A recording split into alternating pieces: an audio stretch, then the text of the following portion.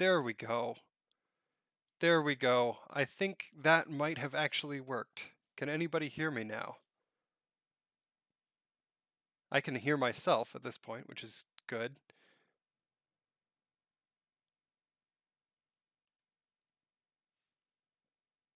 Anyone? Can anyone hear me?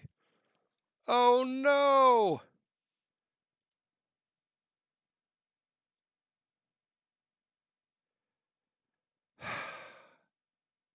Amy Miller, I hope that's a yay that you can hear me now. Yes. Okay.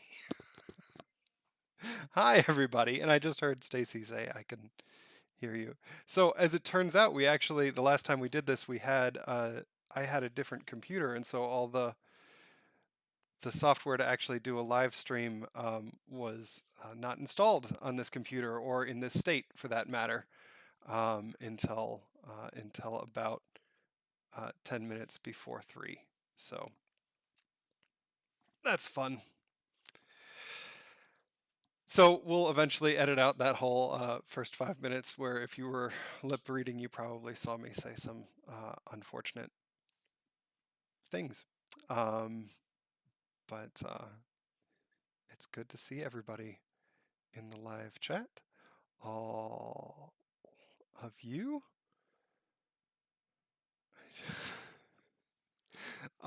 I haven't figured out yet how to easily reply in the chat without switching windows from the live stream software back to YouTube. So that's still a little exciting. But it's good to see everybody. So greetings from upstate New York. We haven't done one of these in about 6 months, so we figured it was about time to. Um, and so we'll use the same format as we did back in August. I have very little planned. I threatened at Vespers last night that if nobody came, I was just going to start reciting the plot from Disney movies that we watch with Ailish from memory, because I can't just show them for copyright reasons, but I can just tell you what the plot of Frozen is. But I'd rather actually not do that. I'd rather just chat about um, whatever questions come up.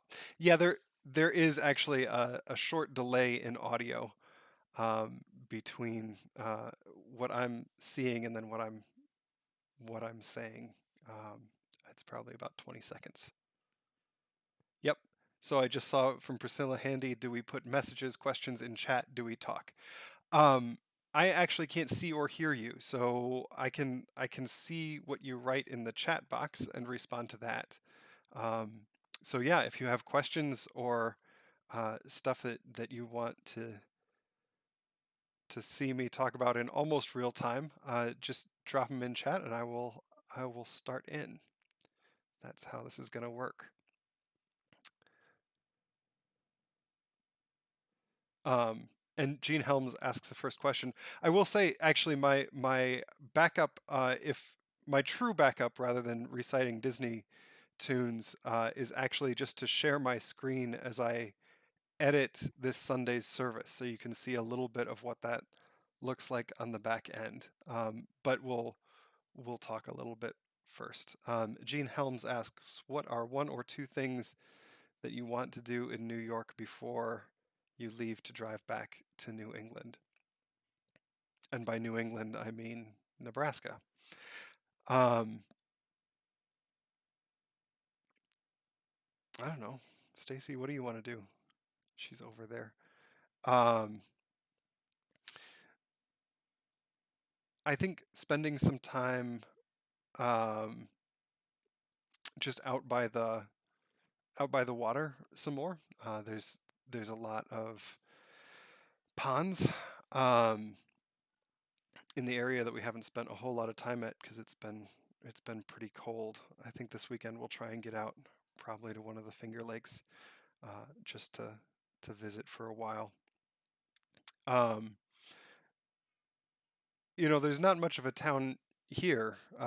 Priscilla asks if we can get a tour of the town. Truly, the daily updates that I've been posting from the various trails are really the town that I'm in.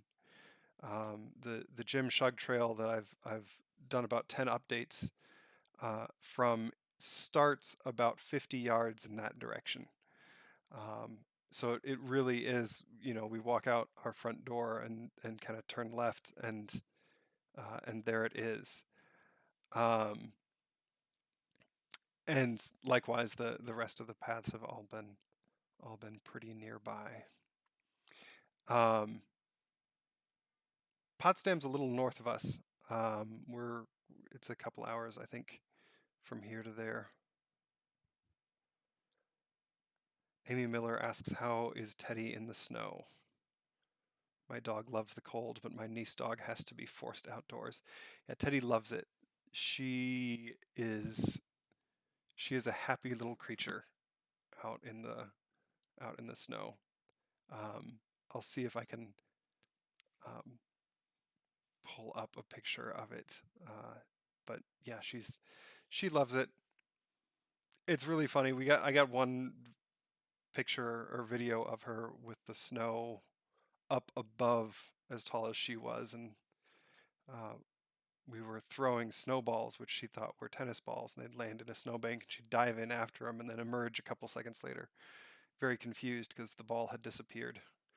Um, Evelyn Weymouth asks, "Are you going to a sugar bush?"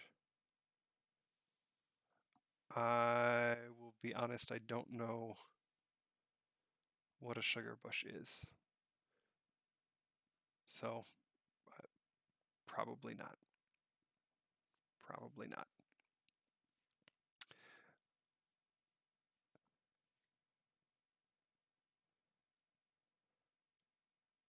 Other questions about the congregation, what we're what we're up to at the church these days.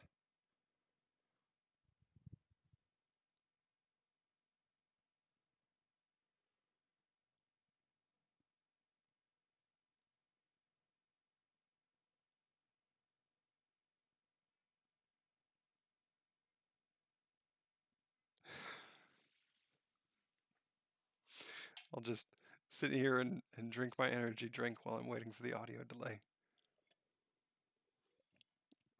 Where they make maple syrup. Um,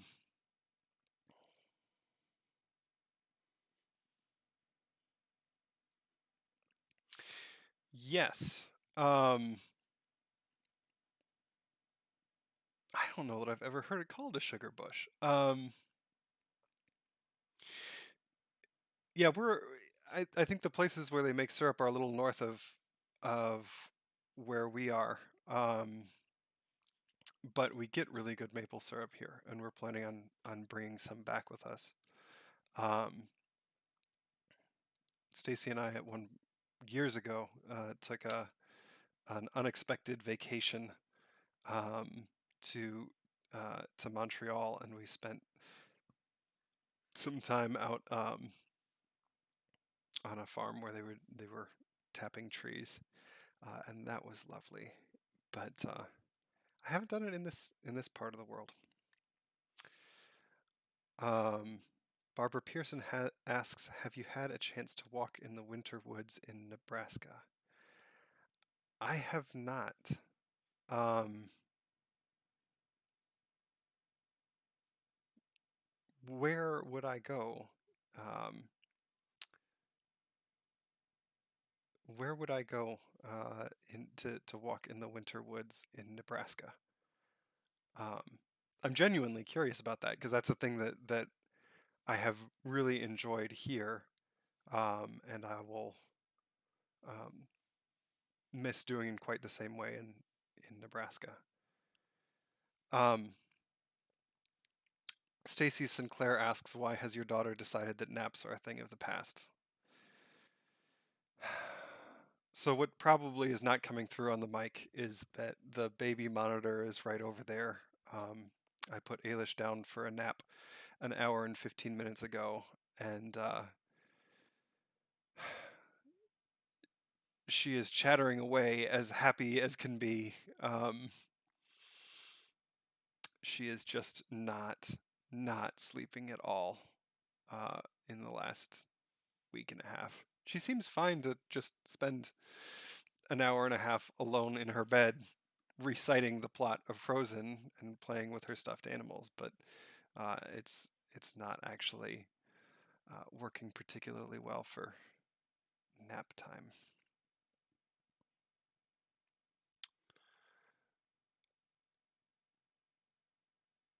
Mary Kay asks, "Where is the nearest, the closest UU church to you?" There's actually two congregations real close to us. There's one in Ithaca, New York, and one in Cortland. Um, but the one that I know best is the UU congregation of Binghamton, New York, which is about an hour drive from here. Um, when I was in high school, my parents lived in Binghamton. They've since moved up here, and so that congregation is the congregation uh, of my youth. I don't know if they've painted over it yet, but at least still about 5 years ago, the last time I was there, the youth group room has handprints of all the high schoolers that have gone through their program, and there was still mine up there. Um, it may still be there. I'm not really sure. Priscilla Handy asks, "Okay, I'm concerned about coffee service. What time are you thinking services will be? What time will I have to wake up to get to church?" This is a really good question. I think there's a lot that we don't know right now about what it will be like to go back into the building. Um, Marcia asks, "Any update on when we will be back together for services?" So there's a lot that we don't know. Um, Here's what I can say for sure: we're at the period of the pandemic where um, cases are coming down pretty rapidly in Lincoln, and just about every day, the first thing I do in the morning now is I wake up and I check Facebook on my phone, um, which I don't actually recommend as a good way to bring joy into your life as a general practice. But these days, um, I I pull it out because almost every day I'm seeing somebody from the congregation announcing that they've gotten a vaccine, and that's really a joyful thing. So what that means as far as us coming back is this: we're not deciding when we'll be back yet, but the board has named a task force. That's myself, Trevor Jones, Lori Stratman, Karen Hafer, Jackie Egan, Mary Kay Stillwell, and Chelsea and Jean from the staff team. And we've been charged with starting to come up with what the questions are that we're going to struggle with as we come to re-enter the building. So right now, what that looks like is pages and pages of tasks that we need to do, and we've assigned people to take the lead on most of those tasks. So one of those things is going to be figuring out what our services look like when we return, what time they are, how many there'll be, what format they're in. Um, right now, I just don't know the answers for that. I know the people that I'll be working with over the next 3 months to figure out what those answers are. Um, the truth is we're gonna probably be more careful than a lot of places. Um, churches have a different set of values at the heart of this reopening question. A lot of a lot of the material, like the CDC is putting out, for instance, is based around sort of how to think through questions if you're reopening a business, if you're opening a restaurant or a retail store right now, or even an office. Um, And one of the big differences between those recommendations and sort of where we are is we don't have in the same way a profit motive that's driving our return, right? So the highest value for us is not um, will we be able to do business. The highest value for us is how will we keep our congregation safe. So what that means is that we may be. I hope this is true of all churches, and it will certainly be true of our church. That we will be a little bit slower than a lot of institutions to reopen. Um, because for us, the really important thing is ensuring that our folks are as safe as possible. Um, and that's going to be a process. Stacy asks, how big and beautiful is the spreadsheet that you are using to track the steps necessary to safely and efficiently re-enter the building? Yeah, it's huge. I keep getting in trouble because I keep trying to keep it to one screen so that it can all be seen at the same time. But then when we share the screen in meetings, it's too small to actually um, read.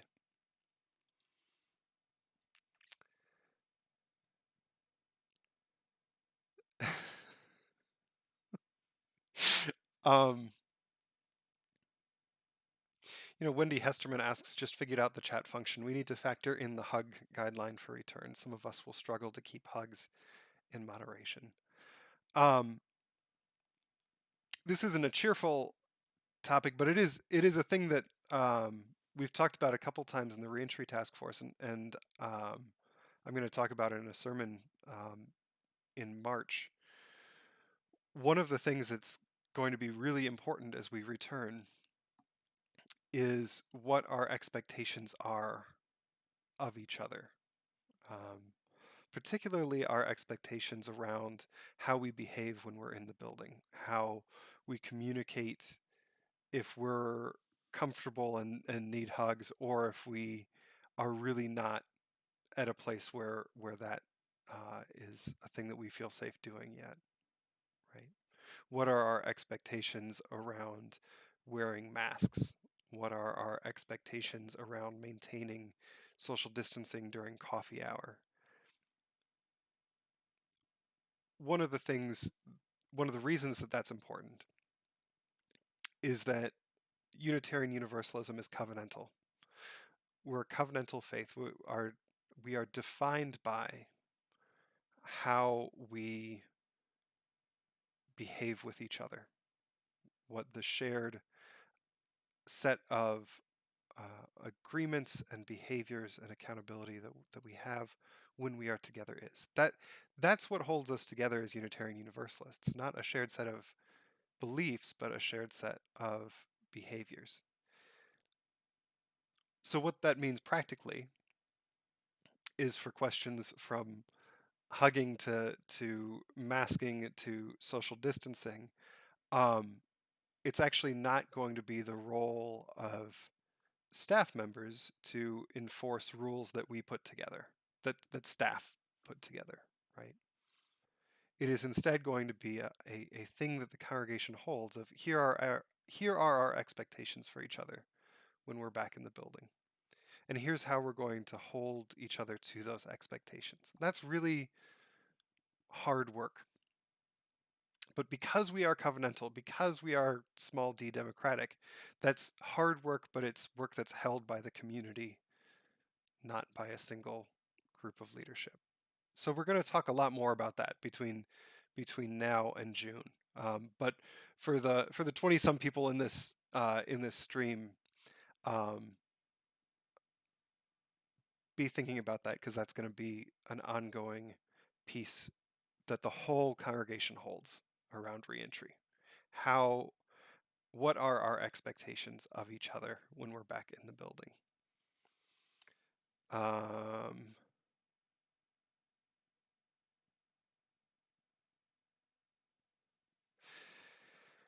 Yes. Karen Hafer asks, with reentry 150th anniversary, beloved conversations, welcoming congregation, are we trying to do too many things at once with fear we won't do any of them well? That's a fair question. We're doing a whole lot. Um,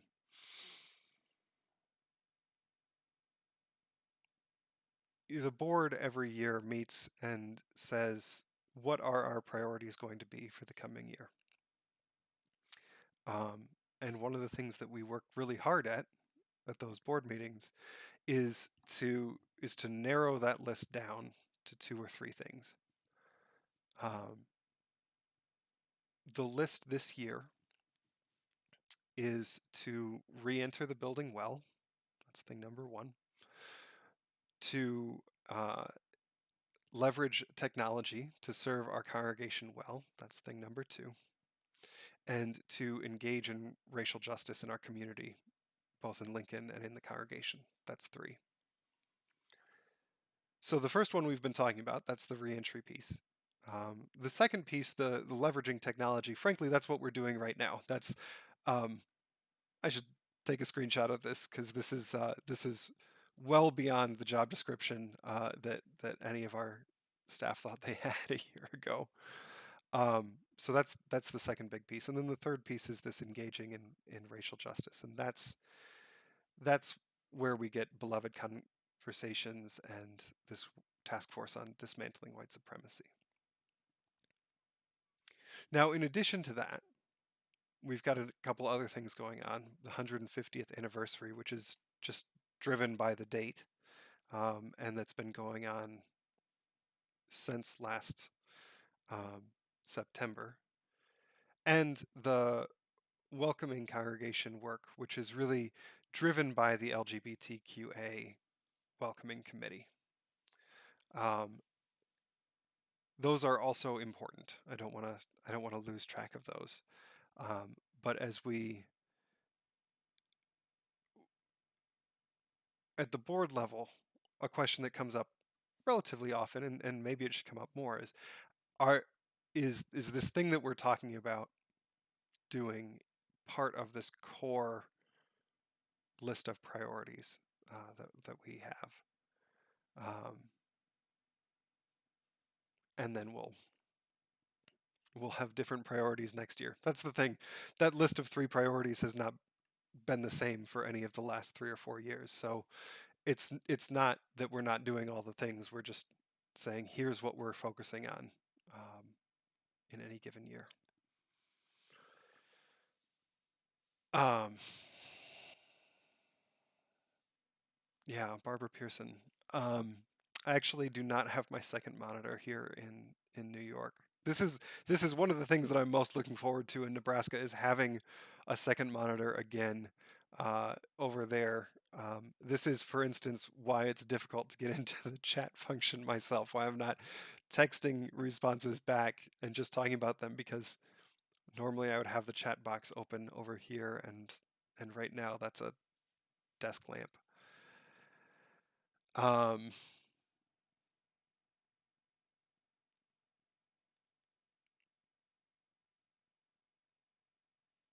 Friday potlucks. Friday potlucks would be lovely. Joni Day, yes, I can see your chat.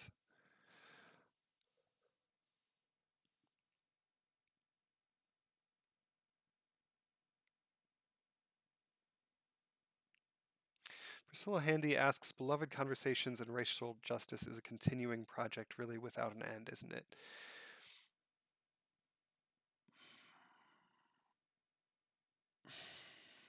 Yes. Um,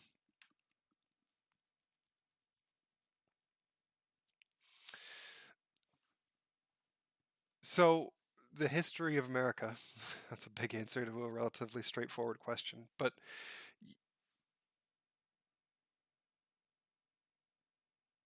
racial justice in America has been a topic of central importance for over 400 years. You know, the first slaves were brought from Africa to English colonies in 1619. It's 2021 now. And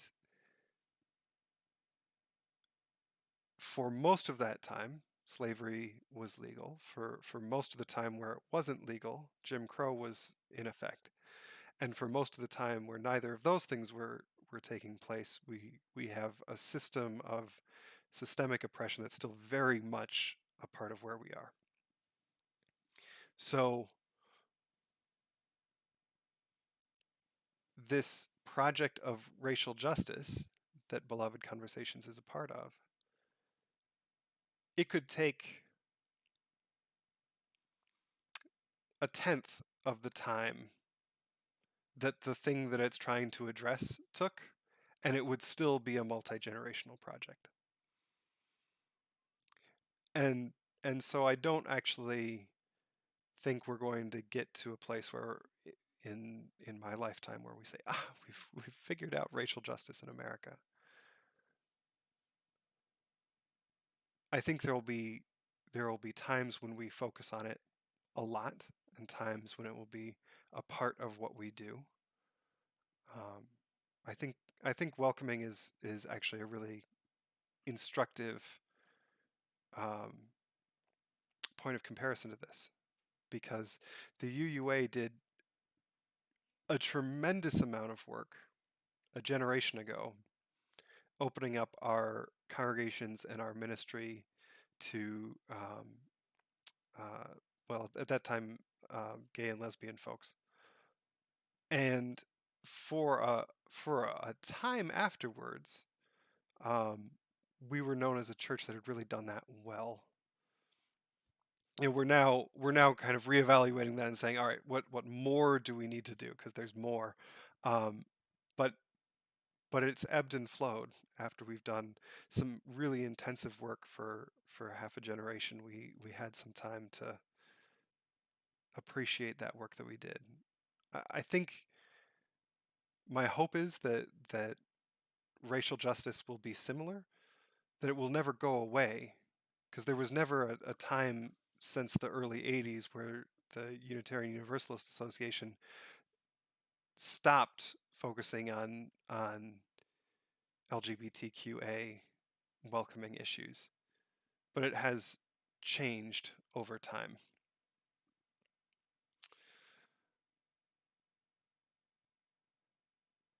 Um, Mary Summermeyer says, "Do you know when you'll be returning to Lincoln?" It looks like next week. We're planning on getting in the car and driving a week from today, weather permitting. If the weather is terrible, then we'll wait another week and drive back the first weekend in March.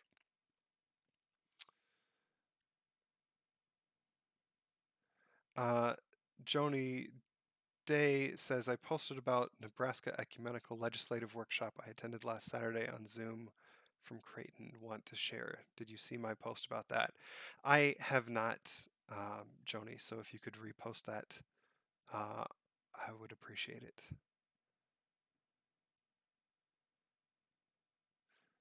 Um, Marcia Cedardahl posts about the Black Church documentary that was on it's on public broadcasting recently. Um, I've heard good things about it, and I've heard frustrating things about it. But I haven't actually watched it yet. So I'll do that before I say a whole lot about it. Um, I think I might be caught up in the chat.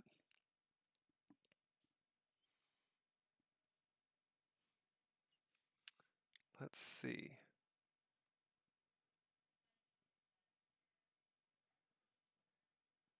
Oh yeah. So Ithaca and Cortland are both about 15 minutes away. Yeah.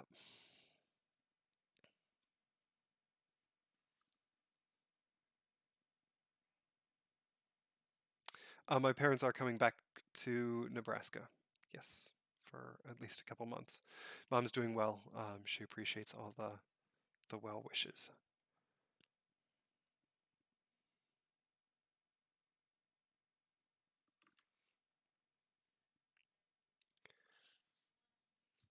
All right. Well, here's what I'm gonna do, I think. What happens if I do this?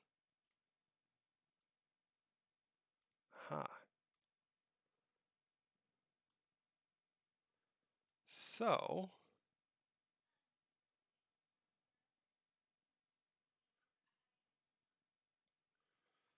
you're probably looking at some ridiculousness right now, so I do apologize about that. This is the video editing software that we use, or that I use.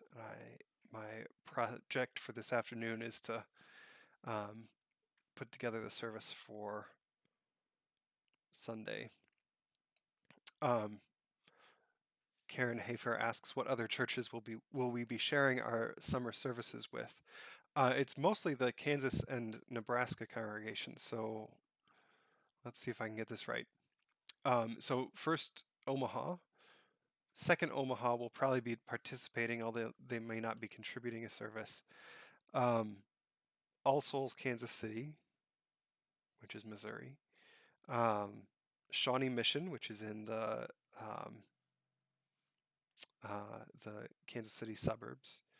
Lawrence, Kansas will be participating. Manhattan, Kansas is participating. I think we're waiting to hear about Salina, Kansas, and I think I'm missing one other, but it's similar to the group that did it last year.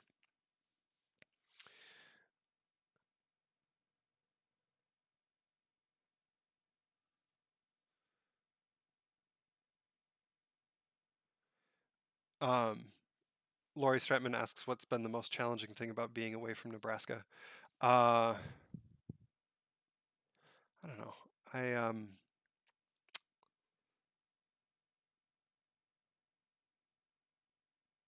I miss being at the congregation.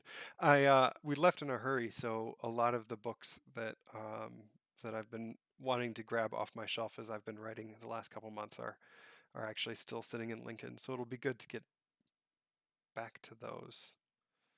Do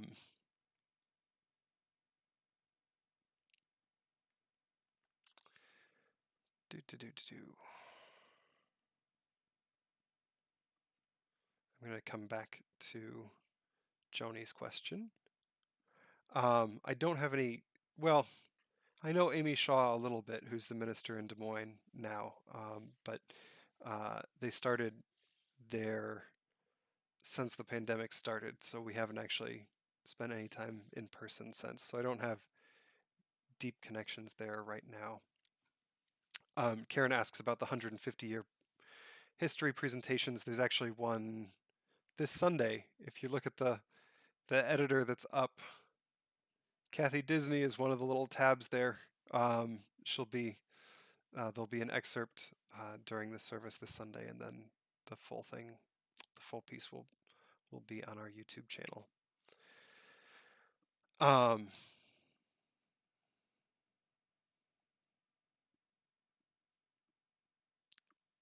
And then Joni is working on sessions for Nebraska climate change and gerrymandering and getting involved.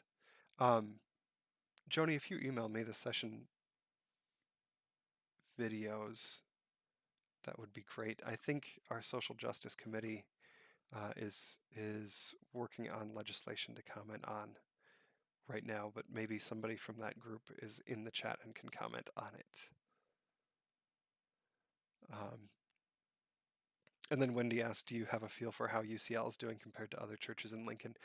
I don't. I think it's a challenging time to be a church in Lincoln. So, I truly, I think all of the congregations in Lincoln are trying to do right by themselves and their members, and some are making different choices than I would make. Some are making the same choices that I would make, and I don't know. There's a piece in our covenant that I just wrote a sermon about presuming good intent, and that's often how I feel about other churches in Lincoln. I assume that they are trying their hardest.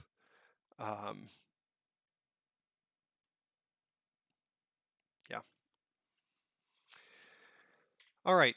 So I'm going to try and keep the chat box open.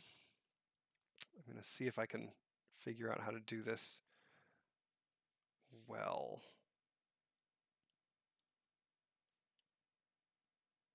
I think I can keep the chat box open like that. And then this is when I wish I had my second monitor right here. This process.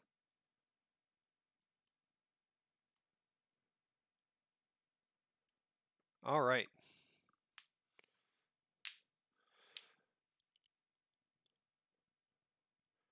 So this is what a Sunday worship service looks like at the moment. um, this is our video editor, and what we have is 16 pieces essentially, um, and they've been recorded over the course of the week by people ranging from Chelsea to Kathy Disney to Jean, myself, members of the Beloved Conversations, participants, hymns that Kelly has put together. And so the project for this afternoon for me is to take all of these pieces and stitch them into a single whole. So I'm going to just keep doing or start doing that, and I will keep the chat box open here and respond as I see questions. It would probably help too if I had the actual order of service.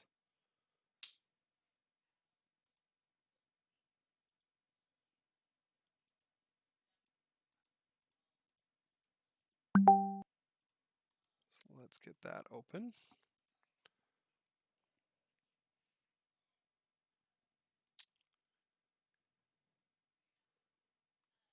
All right, there we go.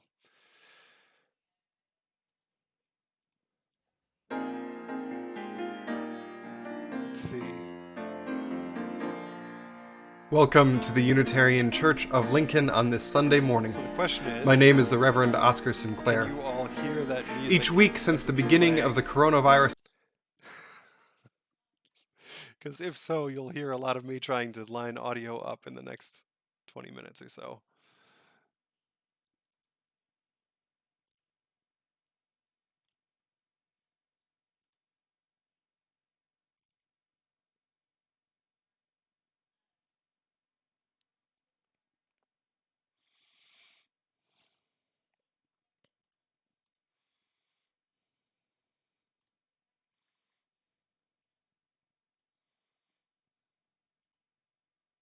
Yes. All right.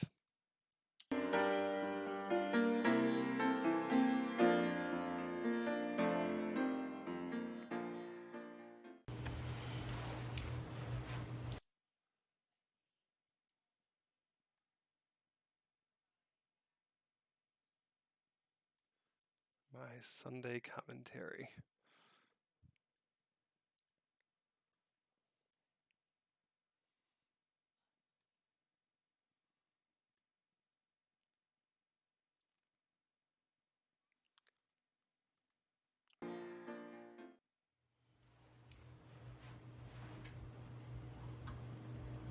Our challenge.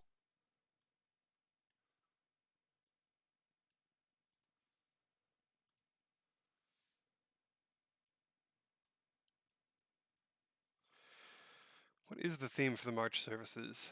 I should know that. It's commitment. Commitment is the theme for March. So we are starting out with a sermon on covenant, the first Sunday of the month, and then going from there. Our chalice lighting words this morning are from the Reverend.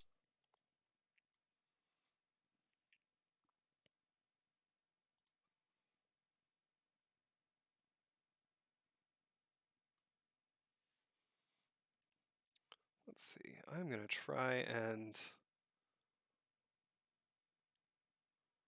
bring the volume down for everything but my mic, so it will still be there, but it won't be as loud.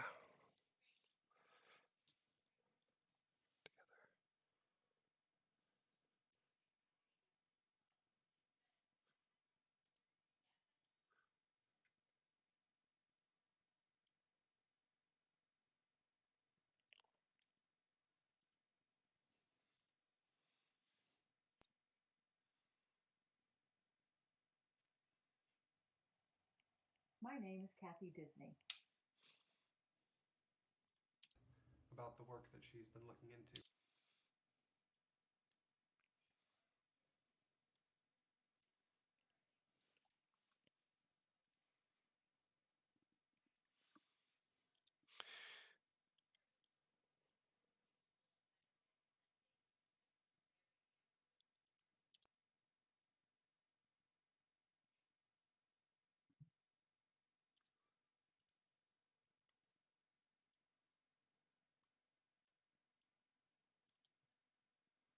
Our story today is called Not My Idea,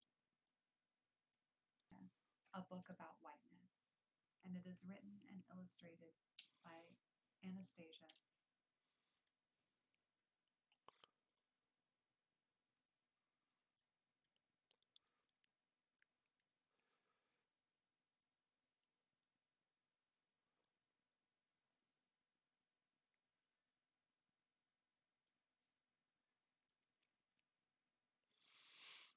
This is the very glamorous work of church in 2021.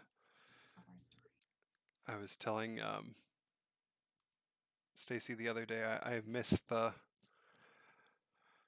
part of my job that said that the thing that had to happen is the sermon manuscript had to be on the pulpit on Sunday morning, and that was the technological piece that had to be in place ahead of time. We're not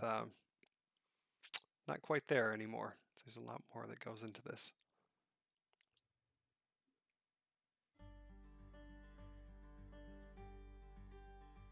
Greetings. My name is Jean Helms, and I serve as the administrative director at the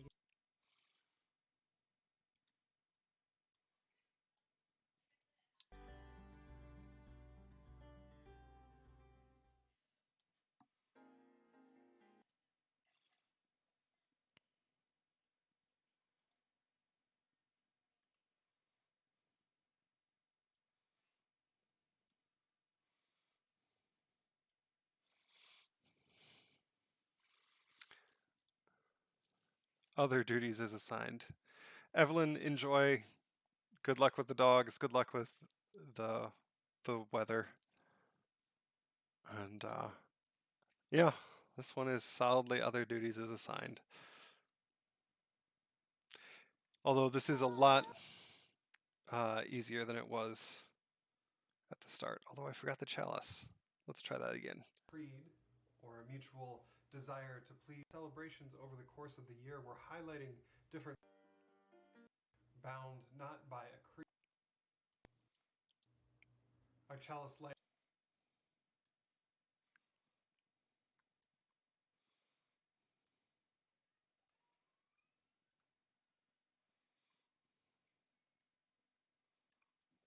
Words this morning are from the Reverend Jen Grayson, who writes,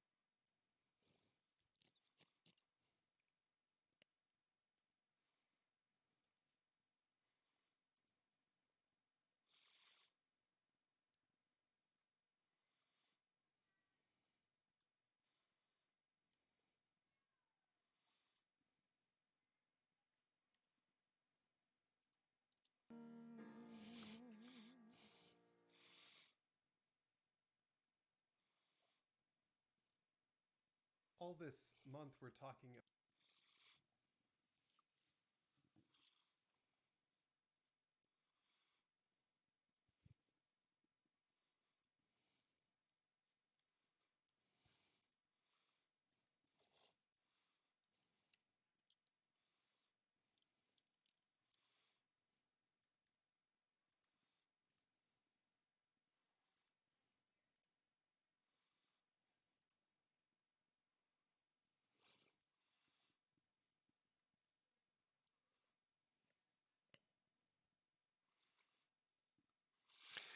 How is the church doing in keeping in touch with the people who do not use computers, the internet, etc.? Um, Gene, I don't know if you want to type out part of this. You know, we've got a group of folks for the last year who we know haven't um, been online, and we check in with those folks pretty regularly, either through phone calls or um, reaching out by um, mail. We send the newsletter home to people for whom we know that they can't access it online. Um, I know Gene's just sent out a bunch of uh, note cards. We also did Valentine's last month. Um, I can say for myself, my big project these days is I decided to write everybody in the congregation um, a note at the year mark um, of uh, of the pandemic, and so far I've written 80 notes, and I'm through the letter E on our membership list. I did not actually appreciate how many note cards 320 is, um, but we're hoping to have that out in the next month. Um, Other things that Gene is typing in the box. I'll also add, because I haven't seen her here, that Chelsea Krafka has been doing a Sunday school in the box, or Sunday school in a box for this congregational year to get religious education materials home as a physical thing.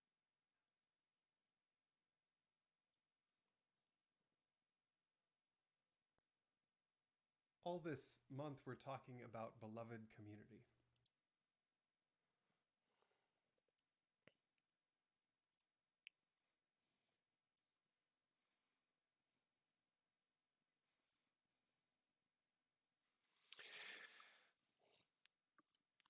Priscilla asks how the church's budget is doing. It's an interesting question.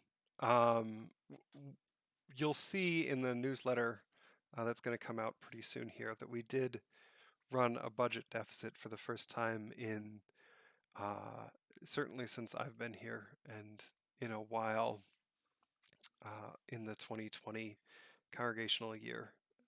And that's a thing that's concerning. It's something that the board's watching pretty closely, and I'm watching pretty closely. That has a lot of causes. Part of it is that we lost a lot of rental income in 2020, and we lost rental income. We lost incidental income, like the auction didn't happen in 2020, and that's a pretty big fundraiser for us each year.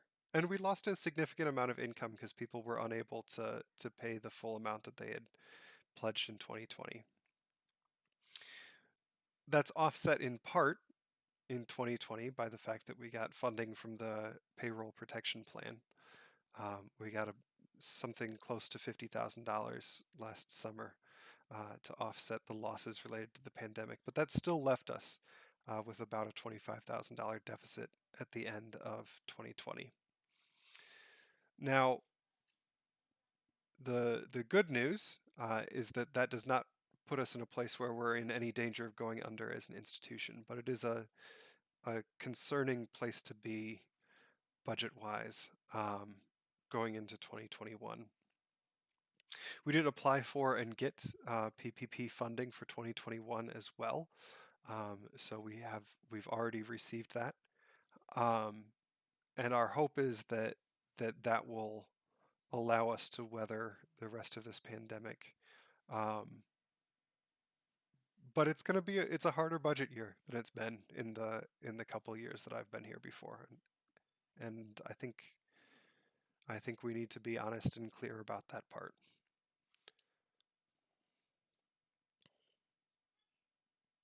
And look in your March newsletter for more information. I know our treasurer is writing an article about it, as is the board president. So they'll have more information from a different point of view than I have.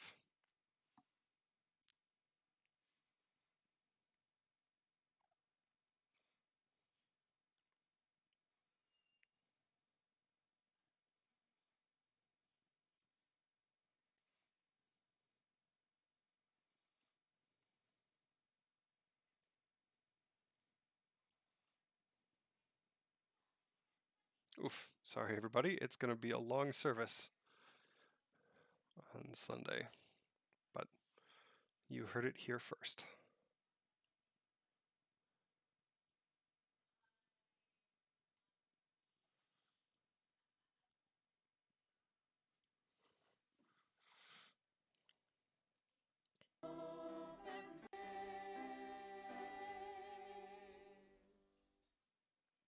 Well, thanks for.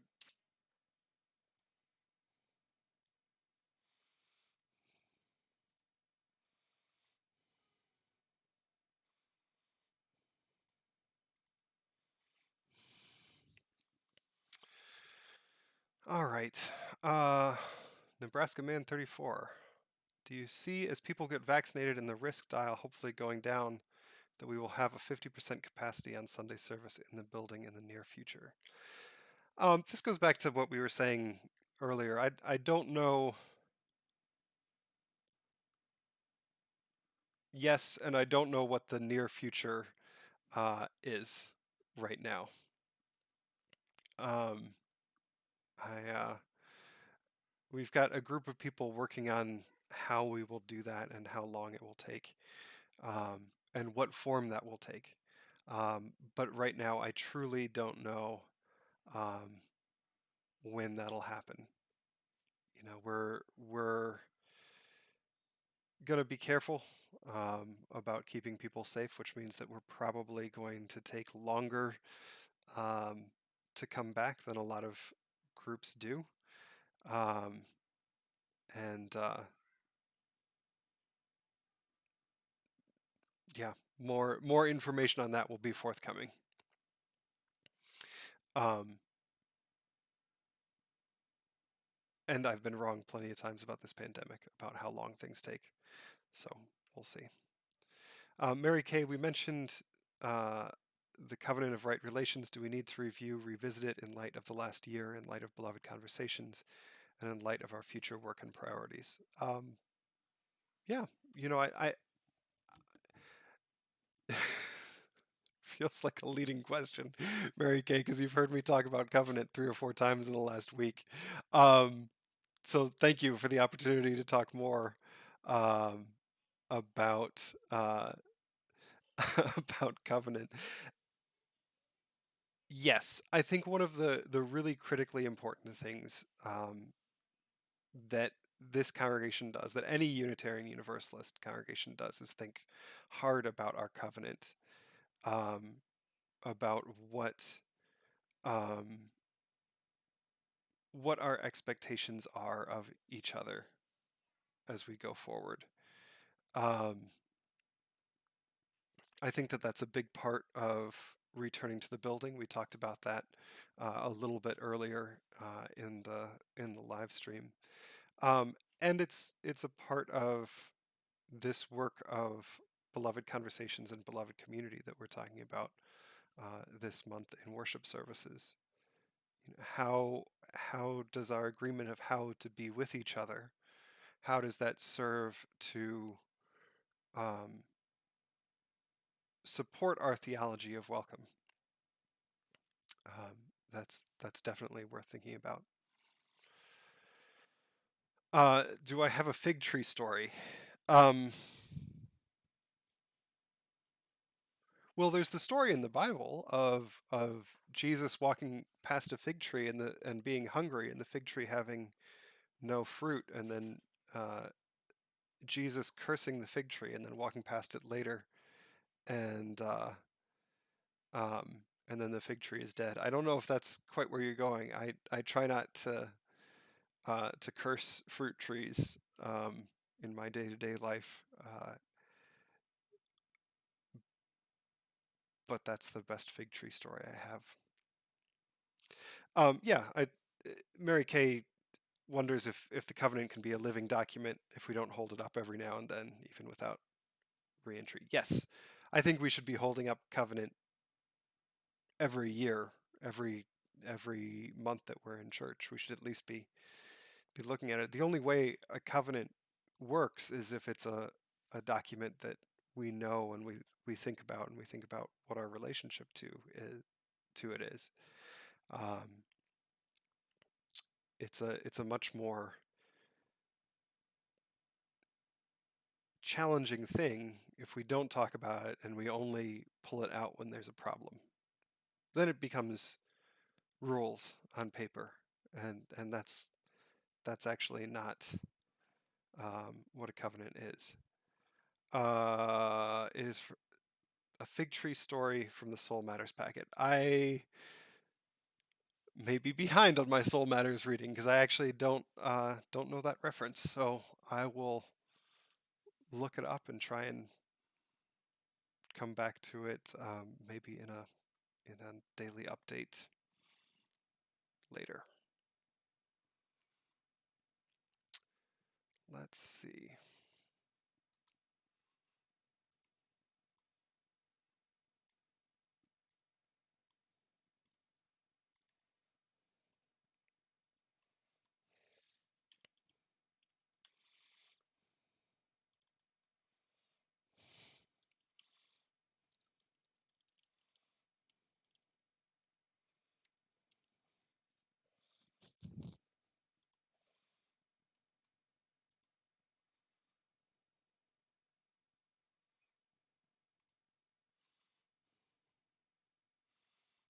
All right.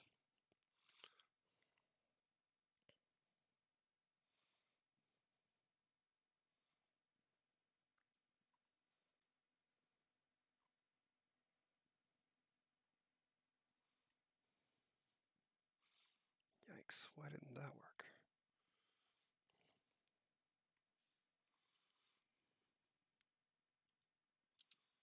So I'll just jump into it. Um,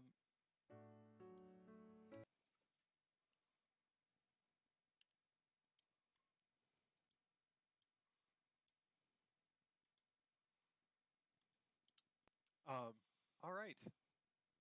So I'll just jump into it. Well, that's a problem. Mhm. So it's important to get that in right away. There's also different types. We've got some panelists that'll talk about their experiences with beloved conversation. It's actually interesting. We have 70 or 80 people who watch the service are spread throughout Tuesday, Wednesday. It's interesting, isn't it? Yep. Hmm. Um, all right. So I'll just. Well, that's a mess, actually. Questions and Awesome. hopefully it'll be a rich experience. All right. Um, all right. So most of this will be probably repetitive then. Through a Google form that will be sent out through an e-blast. Um, and Jean will get the money sent to beloved. It's important to get that in right away. There's also different types of scholarships available that are outlined in the e-blast. So be on the lookout for that. And I would say it's been a tremendous experience. It really. And then my project for tomorrow and Thursday. I would say it's be on the lookout for that. And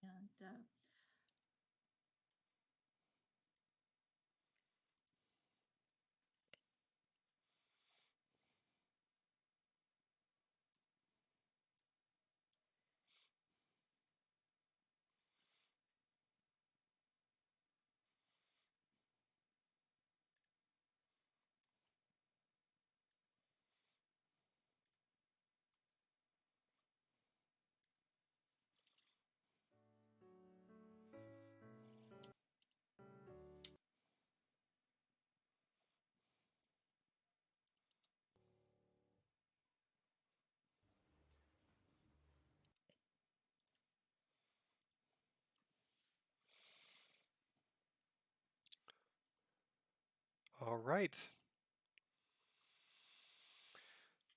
Well, I'm going to wrap this up as well, since it's 4:07, and I think I just need to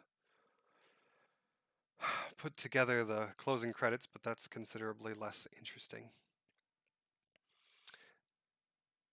Jason, my first experience with Beloved Community was probably